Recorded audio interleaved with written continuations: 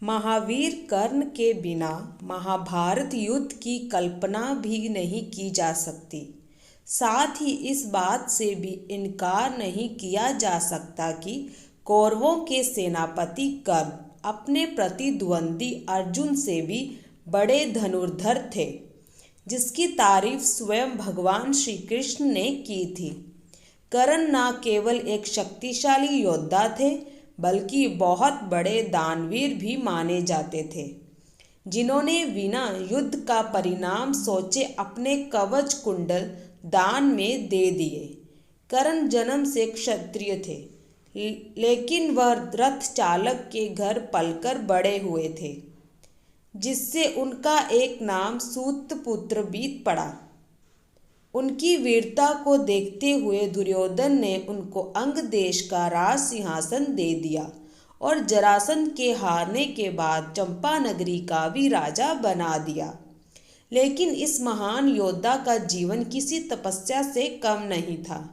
इन्हें कई ऐसे कर्मों का परिणाम भी भोगना पड़ा जिसमें इनकी कोई गलती नहीं थी।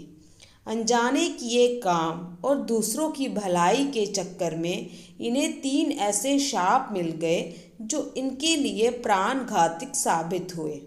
इन्हीं 3 शापों की वजह से महाभारत के निर्णायक युद्ध में इन्हें अर्जुन के हाथों वीरगति प्राप्त हुई। पहला शाप परशुराम ने दिया था। कर्ण जब धनुर्विद्या सीखने के लिए गुरु द्रोणाचार्य के पास पहुँचे तो उन्होंने कर्ण के सूत पुत्र होने की वजह से शिक्षा देने से मना कर दिया।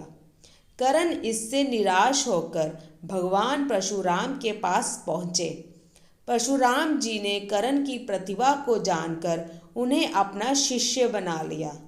एक दिन अभ्यास के समय जब परशुराम थक चुके थे तो उन्होंने कर्ण से कहा कि वे थोड़ा आराम करना चाहते हैं। तब कर्ण बैठ गए और उनकी जगह पर सिर रखकर परशुराम आराम करने लगे। थोड़े समय बाद वहां एक बिच्छू आया, जिसने कर्ण की जगह को काट लिया। अब कर्ण ने सोचा कि अगर वह हिले और बिच्छू को हटाने की कोशिश की तो गुरुदेव की नींद टूट जाएगी। इसलिए उन्होंने बिच्छू को हटाने की बजाय उसे डंक मारने दिया, जिसके उनका खून बहने लगा। इससे कर्ण को भयंकर कष्ट होने लगा और रक्त की धारा बहने लगी। जब धीरे धीरे रक्त गुरु परशुराम के शरीर तक पहुंचा तो उनकी नींद खुल गई। परशुराम ने देखा कि कर्ण की जांघ से खून बह रहा है। यह देखकर परशुराम क्रोधित हो गए कि इतनी सहनशीलता केवल क्षत्रिय में ही हो सकती है।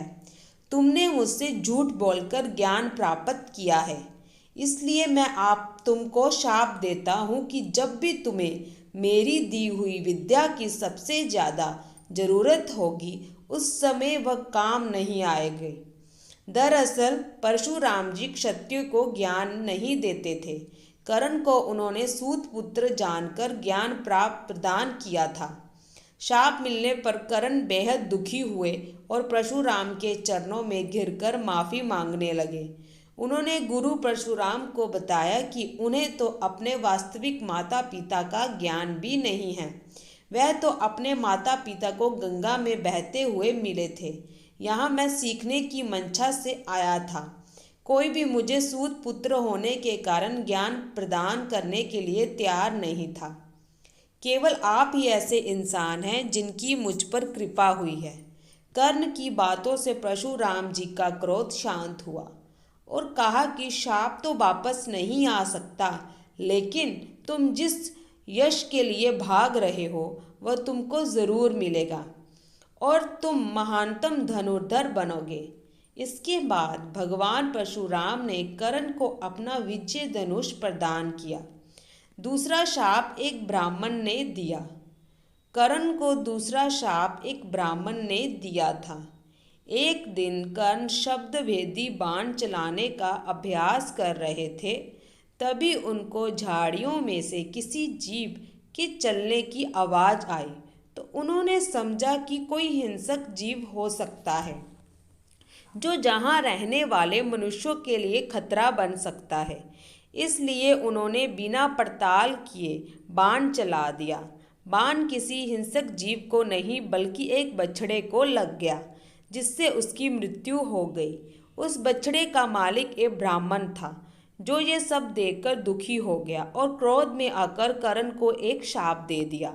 ब्राह्मण ने कर्ण को शाप देते हुए कहा कि जिस तरह तुमने असहाय गाय के बछड़े को मारा है, उसी तरह तुम्हारी भी असहाय स्थिति में मृत्यु होगी। मृत्यु के निर्णायक क्षण में तुम खुद को असहाय समझोगे। कर्ण ब्राह्मण से माफ़ी मांगता है, लेकिन वह उसे माफ़ नहीं करता। ब्राह्मण कहता है कि अगर माफ़ी चाहिए तो उसे सबसे पहले मेरी गाय के बछड़े को जीवित करना होगा, लेकिन ऐसा करना किसी के वश में नहीं था। तीसरा शाप भी ब्राह्मण का ही था। ब्राह्मण ने इसी संदर्भ में एक और शाप दिया था कि जिस तरह तुम रथ पर सवार होकर सर्वश्रेष्ठ बन जाते हो, दूसरों पर बिना गलती के और बिना किसी विचार के बाण चलाते हो, जब तुम जीवन का निर्णायक युद्ध लड़ रहे होंगे, उस समय तुम्हारे रथ का पहिया जमीन में धंस जाएगा और तुम अपने सम्मान की ऊंचाइयों से नीचे आ जाओगे। कर्ण जब महाभारत का निर्णायक युद्ध लड़ रहे होते हैं, तब उन्हें रथ का पहिया जमीन में धंस जाता है और उन्हें रथ से नीचे उतरकर स्वयं ही रथ के पहिए को भूमि से निकालने का प्रयास करना पड़ता है। इसी समय अर्जुन दिव्य शस्त्र चला देते हैं और कर्ण को वीर गति प्राप्त हो जाती है।